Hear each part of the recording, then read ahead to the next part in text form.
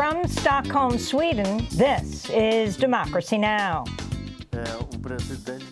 I do not want the president of Brazil to destroy the lungs of our forests, our real Amazon. It is unique.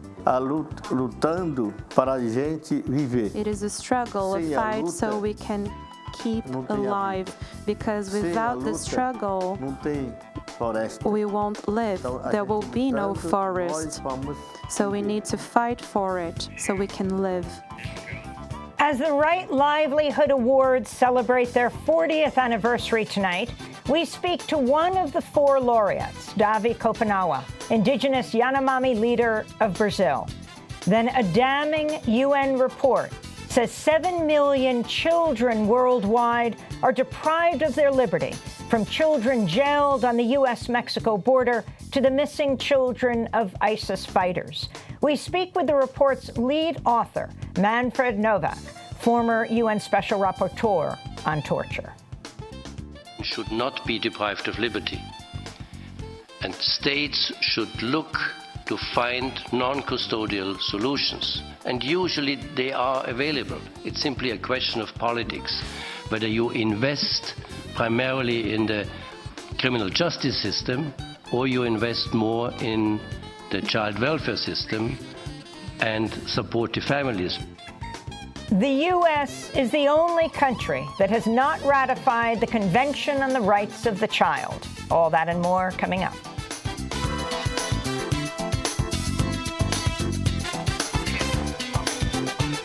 Welcome to Democracy Now!, democracynow.org, the War and Peace Report. I'm Amy Goodman. The House Intelligence Committee has released its report on the impeachment inquiry, concluding President Trump tried to use the powers of his office to solicit foreign interference on his behalf in the 2020 election. The scathing report says, quote, "The president placed his own personal and political interests above the national interests of the United States," unquote. The report went on to say the founding fathers prescribed a remedy for a chief executive who places his personal interests above those of the country. Impeachment, unquote. This is House Intelligence Committee Chair Adam Schiff speaking Tuesday. If the Congress allows a president to so fully and blanketly obstruct the work of Congress, even involving an impeachment investigation into the president's own misconduct, then we are begging for more of the same. We are signaling to any future president they can engage in whatever corruption, malfeasance, or negligence, and they are beyond accountability. The report centers on how President Trump withheld military aid from Ukraine in order to pressure the Ukrainian president to investigate Trump's political rivals, the Bidens. The report also chronicles how top administration officials knew about Trump's efforts or helped him carry them out. These top officials include Vice President Mike Pence, Secretary of State Mike Pompeo, former Energy Secretary Rick Perry, and Acting Chief of Staff Mick Mulvaney. Today, the House Judiciary Committee will hold its first televised hearing featuring testimony from 4 law experts on the constitutional nature of impeachment. Democracy Now! Will be live streaming today's impeachment hearing beginning at 10 a.m. Eastern Time at democracynow.org. The European Union Environmental Agency is warning wide swaths of Europe could face annual extreme heat waves unless urgent action is taken to dramatically reduce greenhouse gas emissions to avert the most catastrophic impacts of climate change. This is Hans Bruynix of the European Union Environmental Agency, which released its new report this week amidst the UN Climate Change Summit in Madrid, Spain. Things are indeed urgent. We need to bend the trends in the next decade. It's a critical decade. We already see irreversible damage. Climate change is happening. Biodiversity is lost. Species are disappearing. Our oceans are changing fundamentally. Democracy Now! Will be broadcasting from COP25 in Madrid, Spain, beginning on Friday and all next week. California Senator Kamala Harris says she's ending her 2020 presidential campaign. Harris began the race as one of the front-running candidates, but now says she doesn't have enough money to continue her run. There's been a significant racial wealth gap among the 2020 presidential candidates. In November, the four leading white candidates, Bernie Sanders, Elizabeth Warren, Pete Buttigieg, and Joe Biden had nearly 4 times as much cash on hand as the race's 5 candidates of color: Harris, Andrew Yang, Cory Booker, Tulsi Gabbard, and Julian Castro. This is Castro responding to news about Kamala Harris's departure from the race. What we're staring at is a DNC debate stage in a few days with no people of color on it. That does not reflect the diversity of our party or of our country. And we need to do better than that. After Senator Harris announced her departure from the race, Trump sarcastically tweeted at Harris, writing, quote, "Too bad, we will miss you, Kamala." In response, Harris, California's former top prosecutor, responded, "Don't worry, Mr. President. I'll see you at your trial." An explosive new ProPublica investigation reveals how the consulting giant McKinsey & Company helped the Trump administration speed up its mass deportation program. McKinsey proposed cuts to spending on food, medical care, and supervision of people in immigration jails, measures that were considered too harsh by some immigration and customs enforcement agents. The McKinsey team also looked for ways to accelerate deportations, which raised concerns among some ICE officials about due process protections for immigrants appealing their removal from the United States. McKinsey now has a new $2 million contract with CBP, that's Customs and Border Protection. In Louisiana, asylum seekers detained at an immigrant jail in the rural town of Winfield are refusing to move into their cells as part of an ongoing protest against their prolonged detention. Family members of people detained at the Wynn Correctional Center say some asylum seekers are sleeping outside the facility and have inscribed towels and bed sheets with the word libertad, or freedom, in Spanish. Wynn detains about 1,500 men and is one of 8 jails in Louisiana that began imprisoning asylum seekers last year. The House of Representatives has overwhelmingly voted for legislation that requires President Trump to impose sanctions against senior Chinese officials involved in the mass detention camps of Muslim Uyghurs in China's northwestern region of Xinjiang. The Chinese government responded angrily to the legislation's passage. This is the Chinese Foreign Ministry's spokesperson.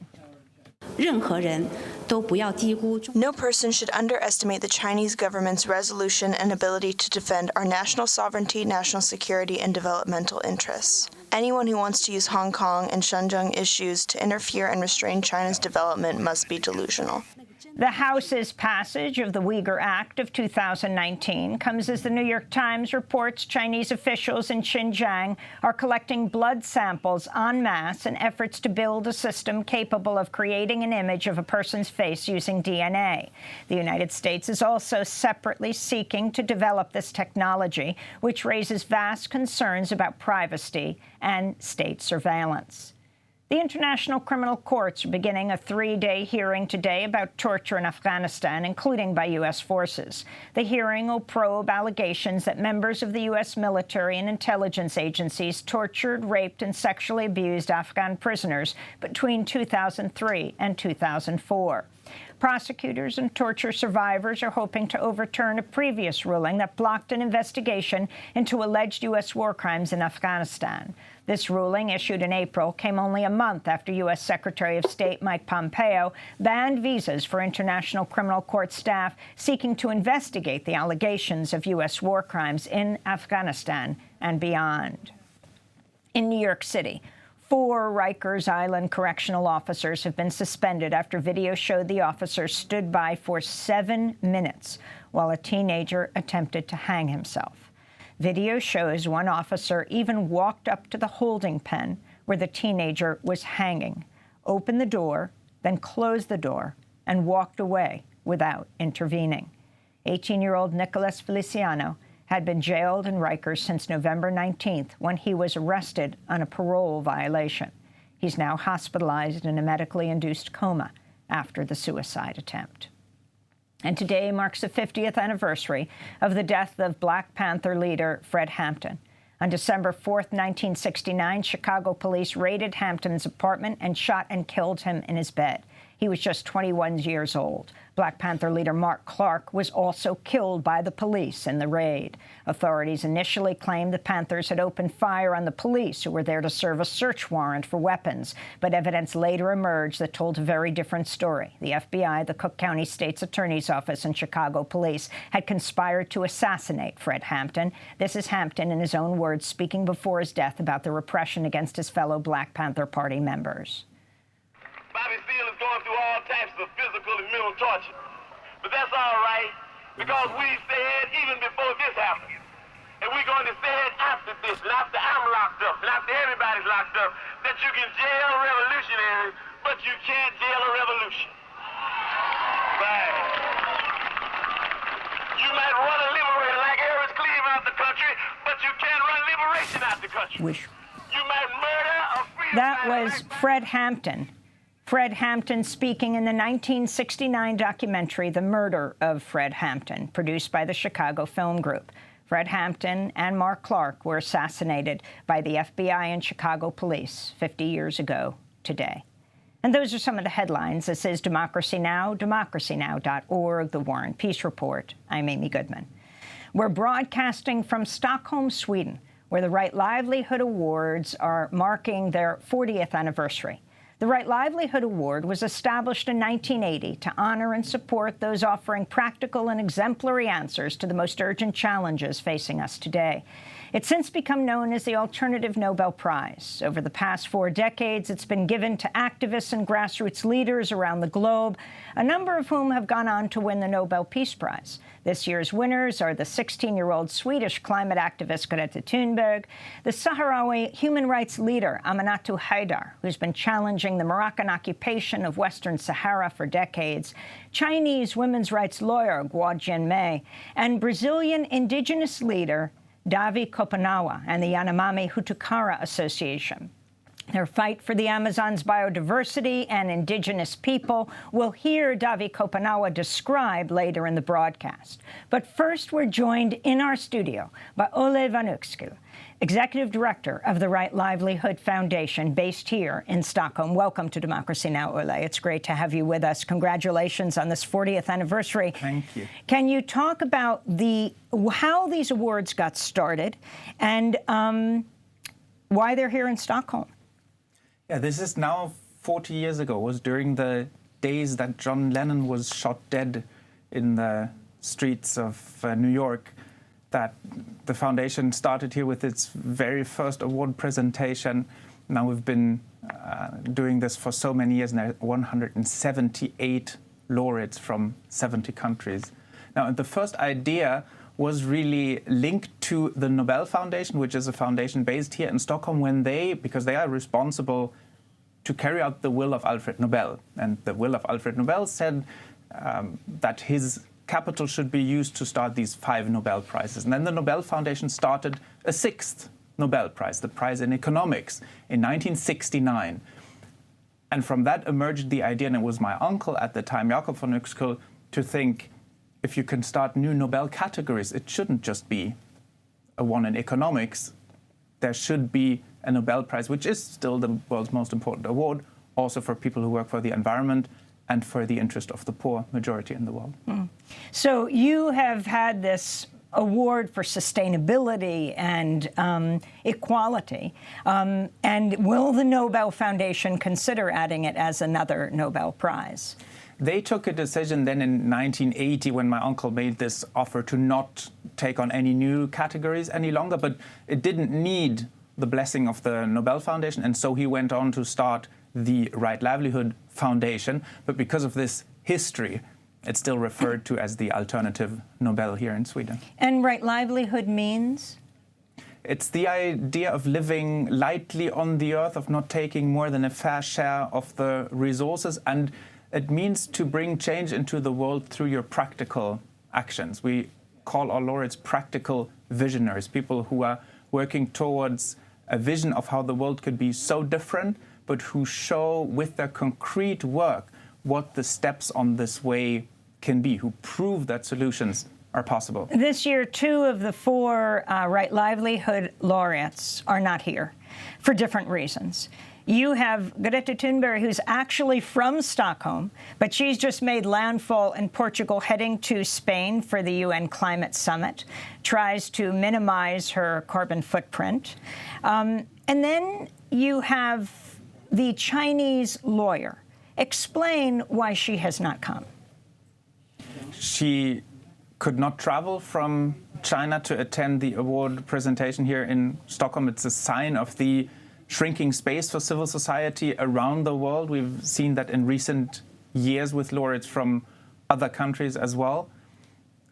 We're in constant contact with her, and we've agreed that we're not commenting on the exact reasons. The good thing about our relationship with our laureates is that it doesn't end with the award presentation. Rather the opposite. We have an ongoing cooperation with many of our laureates, and we hope that there'll be other opportunities to meet Ngo Janmei. One of those who will be appearing tonight, not in person but by Skype, is Edward Snowden, who is in political exile right now in Moscow, Russia.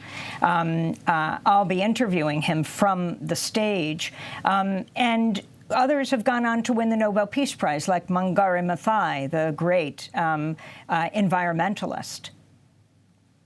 Indeed, we see that this award is an enormous support for the laureates. The support takes very different shapes. We have some like Greta Thunberg who have enormous worldwide attention already. We have others who are really, through this award for the first time, catapulted onto a world stage. And for all of them, through our office in Stockholm, but also through our office in Geneva, where we have consultative status with the United Nations, we continue the cooperation. Aminatou Haidar, who we just interviewed last night and will be broadcasting on Democracy Now!, the Sahrawi leader who has opposed Moroccan occupation of Western Sahara, is one of those who will be awarded tonight, and the other, Davi Kapanawa. Indeed, and both of them are here, and this is an example where, for Aminatou Haidar, for instance, the conflict in Western Sahara has been neglected for far too long, and the neglect of not just the international community, but also, unfortunately, we have to say, the press, communicates that if you protest violently, then you have the world's attention. But if you protest in a non-violent way, as Aminatou and the people of West Sahara have been doing, then nobody really cares. And we really hope to shine a light on this, what is called a frozen conflict, but where there's suffering going on every day. Well, we're going to play now the words of Davi Kapanawa, the 4th Right Livelihood winner, the laureate tonight. And I want to thank you, Ole Wikskil van Luxkil, for joining us today, Executive Director of the Right Livelihood Foundation based here in Stockholm. As we turn to this indigenous leader in his own words, last night I sat down with Davi Kapanawa, who is a Right Livelihood laureate, along with his organization, Hutukara Yanomami Association. Kapanawa is a shaman of the Yanomami people, one of the largest indigenous tribes in Brazil, dedicating his life to preserving his culture and protecting the Amazon rainforest. I began by asking him to talk about the threats facing the Yanomami people. My name is Davi Kapanawa Yanomami. I am a representative of the Yanomami people in Roraima and Amazonas states in Brazil. My people, the Yanomami, is a sacred people. Até hoje, o não indígena não Up until today, the non-indigenous peoples haven't recognized where we come from, where we were born, and that is why the non-indigenous society is always messing up with our homes, destroying our land, our territory, contaminating our rivers, killing our fish.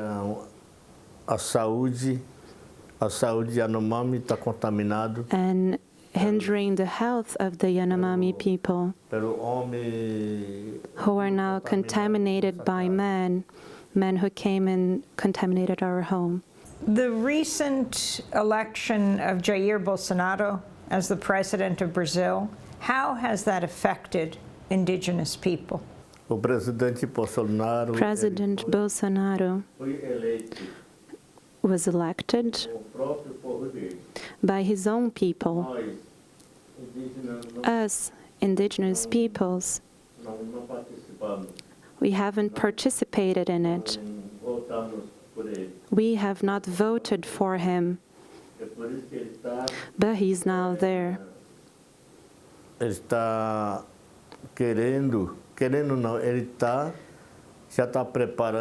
he's preparing a trap.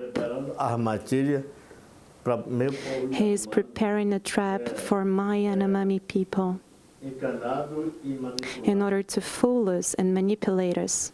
Explain more what that trap is. It is a trap, just like the one you use to hunt an onça, Brazilian jaguar, or a snake when they're sleeping at their homes. Men prepare a trap to get the animal. So it is a trap to mistreat us. He threatened us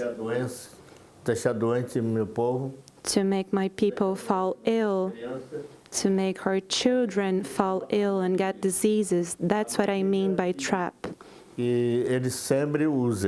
That's the trap he always uses to any kind of indigenous people and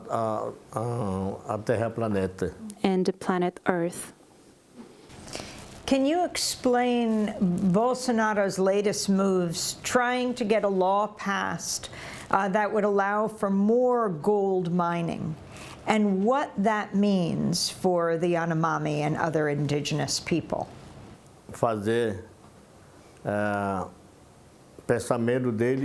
Before he was able to become a president, he already has this thought, this intention of reducing the size of our land. He says it is too much land for just a few indigenous peoples, and it is a land very rich in minerals, in wood.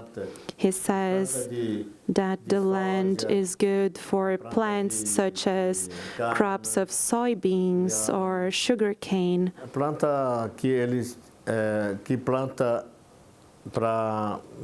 They want to use the land to plant things that they use for food for the city. That's his reasoning. He wants to extract things from the underground. That's his concern. He wants to extract the wealth from the earth, right from the land where Yanomami people have been living for many, many years. That's why he keeps talking about it. He created a legislation. It is a bill for mining, and he wants to get it approved at our National Congress. And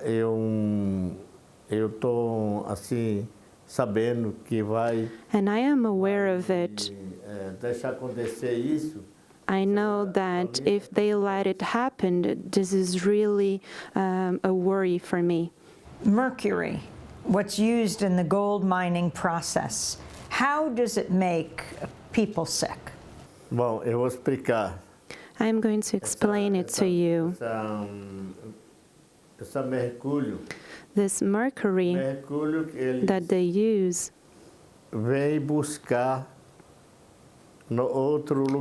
they use it when they actually get it from somewhere else, from Japan or from here in Europe, and then they use it in their mining activities. The machines come to dig a huge hole to extract minerals, and then it goes on the rivers. The rivers are full of minerals, full of gold, full of sand and mud. The mercury is then dropped on the rivers, and they use it to separate mud and sand, so that the only thing left behind is gold. That's what they use it for. And the mercury is then left inside of the river. It won't melt like sugar does. It stays there. It is a disease that stays within our rivers. And then fish come and eat smaller fish, just like fruits that fall into the rivers, and then fish get contaminated. And us, Yanomami, who live by the rivers, we use the water to make food or to bathe in it and to drink it. And after, we get sick. We get cancer.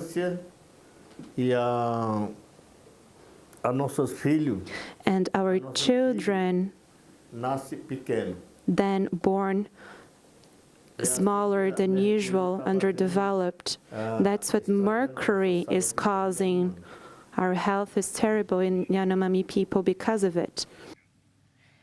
That's Brazilian indigenous leader Davi Kopanawa, co-founder of the Hutukari Yanomami Association. He'll receive the Right Livelihood Award tonight here in Stockholm, Sweden. We'll continue with our conversation with Davi in a minute.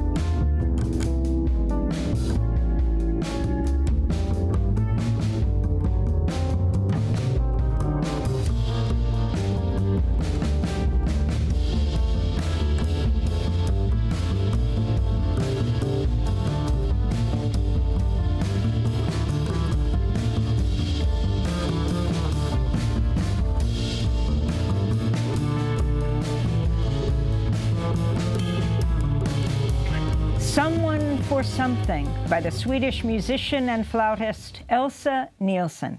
This is Democracy Now!, democracynow.org, the War and Peace Report. In our next segment, we'll be speaking with the former UN Rapporteur on Torture, Manfred Novak, about the new study on the imprisonment of children around the world. But first, we continue our conversation with Davi Kopanawa, Yanomami indigenous leader in Brazil, receiving the Right Livelihood Award tonight here in Stockholm, Sweden. Davi, I wanted to read a few of Bolsonaro's quotes. In 1998, he said, "It's a shame that the Brazilian cavalry hasn't been as efficient as the Americans who exterminated the Indians." The President of the United States, they exterminated our indigenous peoples who lived over there. He's doing just the same. He's repeating it. He wants to kill my people. He wants to get rid of the forest. He wants to destroy our health. That's the role he's playing. That's a law that came from the United States, and the Brazilian government is using it as a copy, like you call it. I wanted to read another quote from a few years ago, 2015. Bolsonaro said, "The Indians do not speak our language. They do not have money. They do not have culture. They are native peoples. How do they manage to get 13% of the national territory?" And he said, "There is no indigenous territory where there aren't minerals, gold, tin, magnesium are in these lands, especially in the Amazon, the richest area in the world.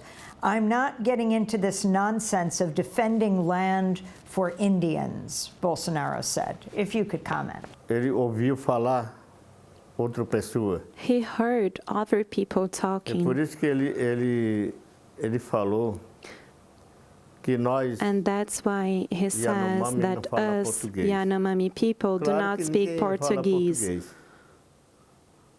Of course, we don't speak Portuguese because we're not from Portugal. Nós somos Yanomami. We are Yanomami from Brazil. Nós temos própria nossa língua. We have our own language. Yanomami. It exists. It is Yanomami. Yanomami não precisa de dinheiro. Yanomami do not need any money. Yanomami não pode, assim, não precisa de dinheiro. Yanomami do not need money to go on and steal from others, to steal from friends, from your own relatives and brothers. We don't need that. É pensamento diferente. Yanomami has a different way of thinking. É por isso que ele leu contra nós. He read things against us. Porque he has read ele perdeu things because ele perdeu quando nós ganhamos. He lost when we had our victory. As nossas terras, when we were able to have again, to get back for us our land that had been stolen from us, and that's why he talks against us and he speaks these bad things about us. And I defend myself and my people on behalf of my people. I defend the name of my people and our language. What's the use for the Yanomami to speak Portuguese? We're not interested in it. We're interested in our own language, our knowledge, the knowledge of our people who uses its own language. That's what's interesting for us. But I wanted to respond to the second thing that you read about his words when he speaks of our wealth. Of course, there's a lot of wealth. Brazil is very rich. Our country, Brazil, is very rich in good land, in forests, rich in mountains and waters. Que a gente usa remédio, medicine, natural. The natural medicines that we use, and beautiful places. Esse é que nós somos ricos. That's where we're rich in. Nós, Yanomami que mora lá, us Yanomami who live there, nunca passou fome. Who have never experienced hunger. Before people who came to invade our land, to invade Brazil, when they first met us, we were healthy. They found us healthy with lots of food, banana, manioc, sugar cane, palm heart, cará fruit, and all the fruits you find in the forest, animals, game that we hunt, tapir, fish, everything. That's where we're rich in. It's not the kind of wealth that you need to dig a hole in the earth to find it, to destroy the land. Our people is different. That's why he speaks against us. And I don't want to say bad things about him, but he attacked us, so I will attack him. I am not going to attack him with a bow and arrow. However, I am going to fight using my mouth and paper.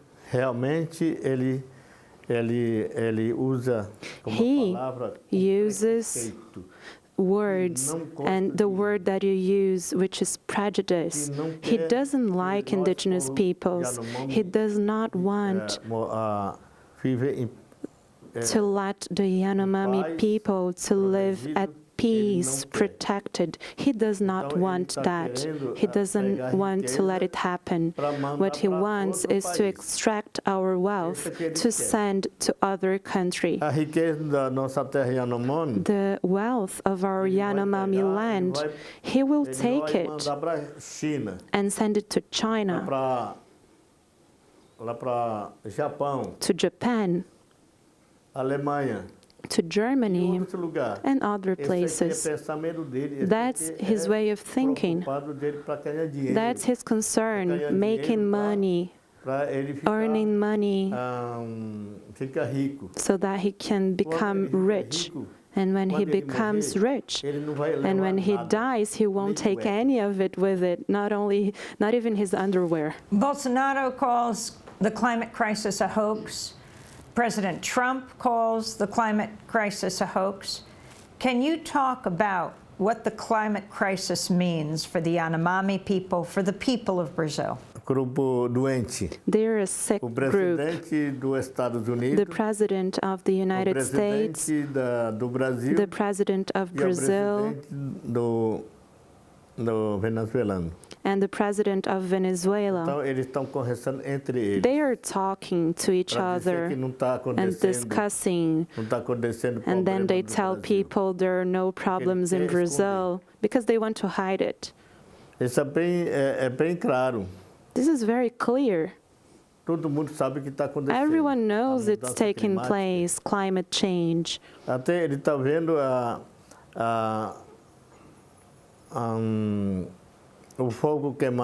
He sees the fire burning up our forests, but he's not concerned about it. He's not worried when he sees the forest burning up. He's taking advantage of it. Because the fire burns up the forest and the trees burn up, and then workers come and take advantage of it and bring trees down. Yeah, that's his way of thinking. But it truly took place. It's happening. Wildfires in the forest and deforestation are increasing. Can you talk about the murder of Paulo Paulino Guajajara, the indigenous forest protector? Your organization has worked with him for some time. Recently, a group of experts released an open letter to Bolsonaro, warning a genocide is underway against the indigenous tribes of the Amazon rainforest. Do you feel threatened yourself and respond to that murder? Well, I am a leader who fights.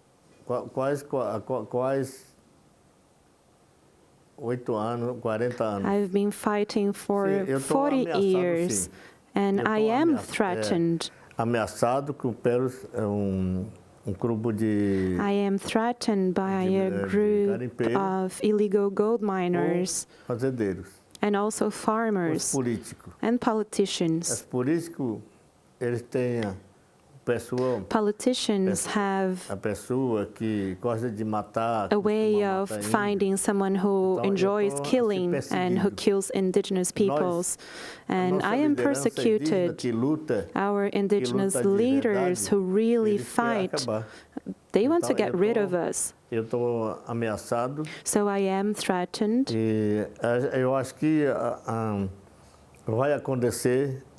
And I think that this will happen again. We have talked about his name, Bolsonaro. He will know that we are talking about him, about his name, Bolsonaro. So I am asking your help in order to protect us so that we won't let it happen again as it happened to other leaders who got murdered. lutando muito perigoso. It is a very dangerous struggle. In Boa Vista, well, it is a small town. Os Bolsonaro, so the Bolsonaro people, they pay others to go after the leaders who are fighting. What message do you have for the leaders of the UN Climate Summit, the thousands of people who come from around the world? And what message do you have to the people of the world? Então, eu gostaria well, I would like to give a message from the Yanomami people.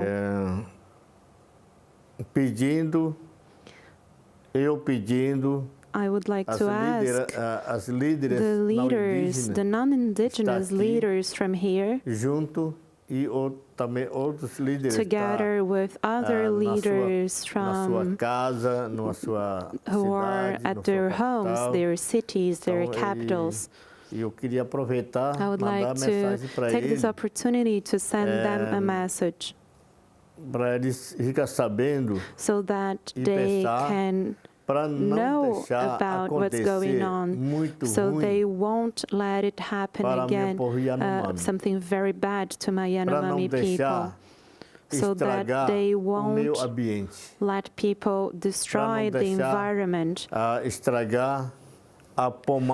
that they won't let people destroy the lungs of planet Earth. That's my message to everyone, all of those who fight, all of those who love the forest, all of those who like to protect, to take care of nature for their children, grandchildren, and the other generations.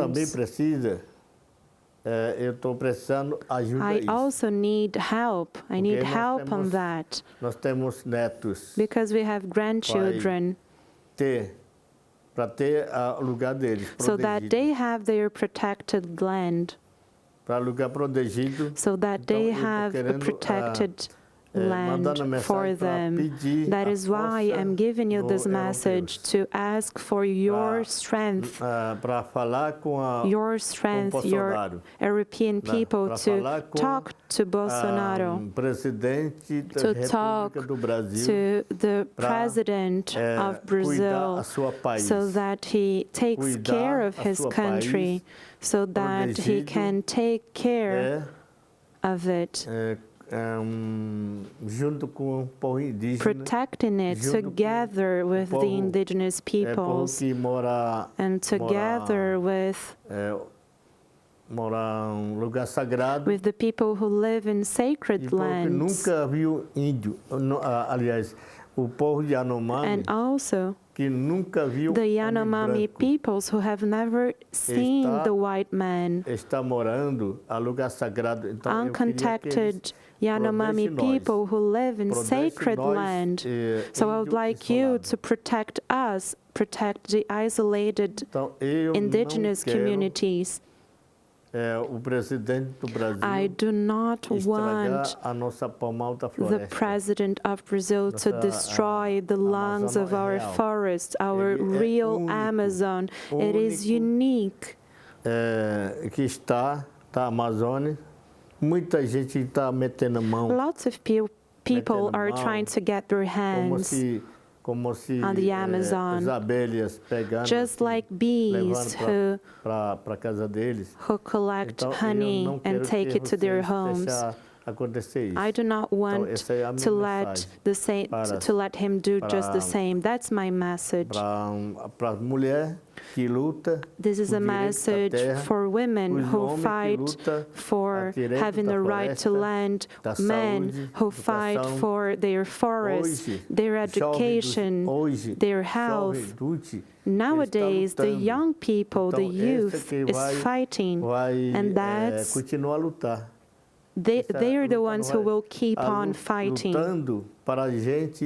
It is a struggle, a fight, so we can keep alive, because without the struggle, we won't live. There will be no forest. So we need to fight for it so we can live. And what does the Right Livelihood Award mean to you? Why you're here in Stockholm, Sweden? Eu acho muito importante. I think this award is really important. It is very interesting that the government of Sweden invented this and created this award. This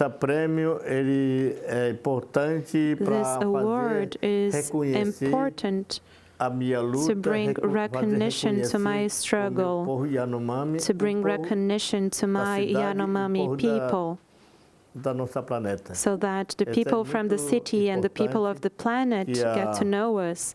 This is really important that the people from here are offering me this award. I never asked for it. You offered it, and I am happy to accept it. It is really important. It is the result of our fight. Brazilian indigenous leader Davi Kapanawa, co-founder of the Hutucara Yanomami Association. He'll receive the Right Livelihood Award tonight, along with the 16-year-old Swedish climate activist Greta Thunberg, Sahrawi human rights leader Aminatou Haidar, and Chinese women's rights lawyer Guo Jinmei. When we return, we speak to the former UN Special Rapporteur on Torture, who just released a devastating report on the more tthan 7 million children worldwide deprived of their liberty, from immigration jails to orphanages to prisons. Stay with us. Hoy empieza mi tristeza, ya te vas, empacada en tus maletas. Mi alegría te llevarás. Como te amo no había amado ni amaré. Y poquitito más que nada sin ti seré. Seré como un sol apagado.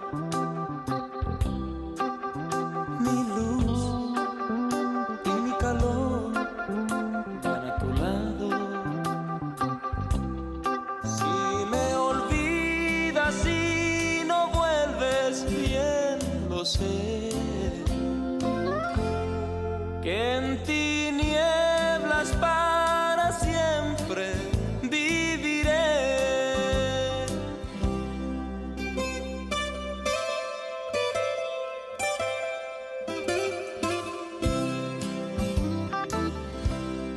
Hoy empieza mi tristeza, ya te vas, empacada en tus maletas, mi alegría te llevarás. Como te amo no había amado ni amaré. Y poquitito más. Today begins My Sadness by Johann Sebastian. This is Democracy Now!, democracynow.org, The War and Peace Report. I'm Amy Goodman. We're broadcasting from Stockholm, Sweden. As we end today's show with a damning UN report that says 7 million children worldwide are deprived of their liberty, from children detained on the U.S.-Mexico border to the missing children of ISIS fighters. The global study on children deprived of liberty reports that millions of children are living in various states of detention across the globe, from orphanages and foster homes to police custody and immigration detention. Among them, at least 410,000 are detained in jails and prisons, where violence is, quote, endemic. The study also found the number of children detained in the context of armed conflict dramatically has risen. The global study was published in November on the 30th anniversary of the Convention on the Rights of the Child, the landmark international treaty affirming the world's commitment to protecting children. It is the most ratified UN treaty in history. The United States is the only country that has not ratified the convention. We're joined now by the lead author of the UN report on children, Manfred Novak. He is an Austrian human rights lawyer, serves as the Secretary General of the Global Campus of Human Rights based in Venice, Italy, and he's also the former UN Special Rapporteur on torture. We welcome you to Democracy Now! It's great to have you with us, Manfred. If you can summarize the results of this devastating report. As you said already, it's more than 7 million children that are deprived of liberty, most of them in all kinds of institutions, but also in the administration of justice, in migration detention. And every of this child is too much, because the Convention on the Rights of the Child is very clear. It says deprivation of liberty of children shall only be allowed as a measure of last resort. So it means that we have to do much more. States primarily have to do much more in order to reduce those children by means of diversion, by stopping immigration detention, because it is never a measure of last resort. It always violates the convention, but also to establish special children courts to apply diversion measures, because we need much more resources to support families, foster families, but also child welfare systems. They should take with children even if they are in conflict with the law. So you talked about detention and how that violates the international treaties on the Convention on Child. The U.S., let's start there, is the only country in the world that has not ratified this convention. Yes. Explain the convention. The convention is now 30 years old. It entails all kinds of rights, in particular also every decision that affects children should take into account the best interests of the child. Children should participate in every decision that is directly affecting them. There should be no discrimination against children. There should not be violence, sexual violence, etc., but also, in principle, no deprivation of liberty. On the other hand, children should be supported in the right to education, healthcare, etc. It's a very comprehensive treaty that really takes into account the most basic needs of children. Is not honoring. Yes. So you talked about detention on the border, the number of children that are detained, that are separated by their families in this country, and you talking about an international violation of law. Yes, of course, this was, in my opinion, a decision that is inhuman treatment, both to the children and very small children that were separated from their families, but also to the families. And now sometimes the families have been deported back to Mexico or Central America, and the children are still kept in the United States. The children don't know where their families are. The families are searching for the children. This is terrible if you imagine if you are a mother of a small child and you don't know where the child is. Also, the children of ISIS fighters. Explain where they're being imprisoned. We have about 29,000 of these children. Partly they were recruited via the internet by ISIS. Partly whole families went to the so-called caliphate, and it's small children, or they were even born there. And now they are detained either by the Kurdish authorities in the north of Syria or in Iraq under deplorable conditions. And very often European or other countries where they are coming from don't want to take them back.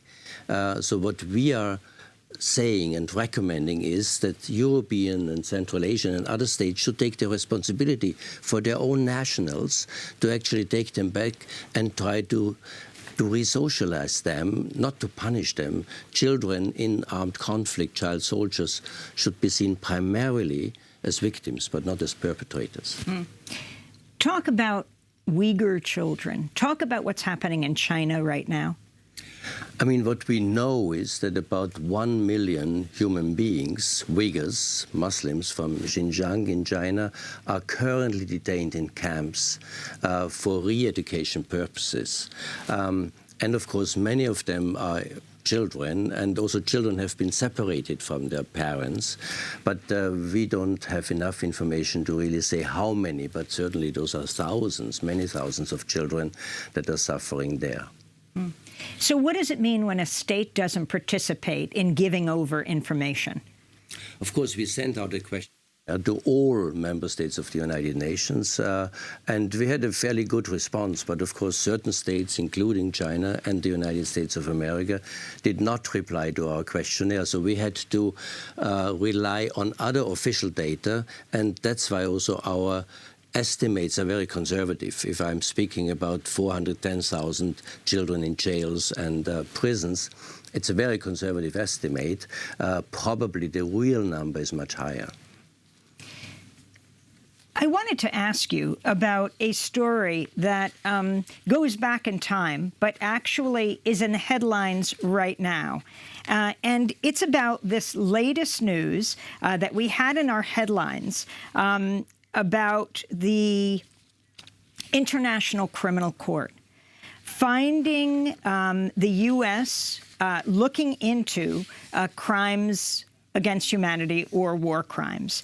And I mean, when you were the UN rapporteur on torture, you called for an investigation into President Bush and Donald Rumsfeld for war crimes.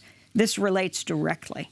Yes, for war crimes and crimes against humanity, for me, I was special rapporteur on torture, for torture that was practiced, both in secret detention camps, in Guantanamo Bay, in Abu Ghraib, and in other facilities, in particular also in Afghanistan, the prison of darkness, etc., which were terrible crimes that were committed there, under the direct responsibility of President Bush and, of course, Secretary Rumsfeld as well. So I'm very happy, actually. It's a little bit late that the International Criminal Court only now is starting to investigate these crimes that happened in Afghanistan many, many years ago. I was struck by how little attention this latest report that you've put out has gotten when you're talking about 7 million children, and it could well be more children being detained, imprisoned, held in some way around the world. Some of the media tried to discredit it based on the news conference that you held, talking about a number you used, and I'm wondering if you could comment quickly on this, talking about the number of children in detention in the United States in immigration detention. Yes, that was a number that dated back to 2015, still under the Obama administration, but it was the latest reliable number that we had on the total number per annum that are detained in migration detention in the United States. Currently, the latest figures that we have are 76,000 in 2019, so it's not that much a difference. And the U.S. is still the country with the highest number of children held in migration detention worldwide. And so what you're saying is there's been a continuum from the Obama to the Trump administration. Of course, yes. Finally, the legacy of the torture program of the United States, you having served for years as the UN rapporteur on torture. Of course, it was a very bad precedent, and in many other countries who said the United States is the country that founded democracy and human rights more than 200 years ago, they are now officially applying torture. So why shouldn't we do the same? Because we are also dealing with terrorists, and so that is really undermining the absolute prohibition of torture, and that's a very, very negative long-term effect of the Bush administration. Well, we will certainly link to your report on the imprisonment of children worldwide. Your figures, the new global study on children detained, deprived of liberty. Your number, at least 7 million. Manfred Novak, Austrian human rights lawyer, former UN rapporteur on torture from 2004 to 2010. When we will be live streaming today's impeachment hearing at democracynow.org, starting at 10 Eastern Standard Time. That does it for our show. Special thanks to Stockholm's Open Channel, Stockholm's only independent grassroots non-commercial TV station committed to free speech. I'm Amy Goodman. Thanks so much for joining us.